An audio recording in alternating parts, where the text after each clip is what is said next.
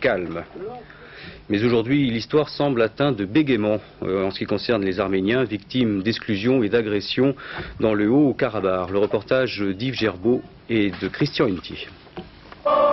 Recueillement dans l'église arménienne du Prado à Marseille pour cette messe anniversaire. Comme chaque année, les Arméniens honorent les victimes du génocide de 1915, une tragédie toujours présente et qui habite l'esprit de la diaspora arménienne. C'est vraiment un point sur lequel aucun Arménien ne se dissocie de notre. C'est vraiment le souvenir douloureux, le souvenir commun, et c'est un bien commun. Et tant que cette reconnaissance n'aura pas eu lieu, je crois que nous nous agiterons tous. Il y a d'autres problèmes, bien sûr, d'autres en parleront, mais je crois que celui-là, c'est vraiment l'élément de base. Il y a eu un génocide, il faut reconnaître qu'un crime a été commis. Le sang a souillé l'Anatolie et les Turcs ne reconnaissent pas leur forfaiture. C'est gravissime pour nous, c'est humainement, les droits de l'homme sont bafoués. Enfin, on peut dire beaucoup de choses, mais je ne dirai qu'un mot. Ils ne reconnaissent pas d'avoir tué 1 500 000 personnes et ça suffit à soi-même. Cette année, les partis politiques de la diaspora arménienne ont su gommer leurs différends pour manifester ensemble.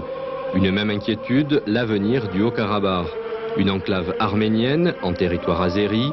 Pour la diaspora, la Turquie est responsable et il s'agit d'un acte d'autodéfense. Nous pouvons essayer de faire comprendre autour de nous, aux Marseillais, aux Français, à nos députés, à notre gouvernement, que la situation du Karabakh est périlleuse, que cette situation est inique et qu'il faut faire pression non seulement sur Bakou, mais essentiellement sur Ankara, pour qu'Ankara fasse sentir à son allié azéri que ce blocus doit être levé et que, en fait, il faut venir à une table de négociation pour que la paix soit instaurée.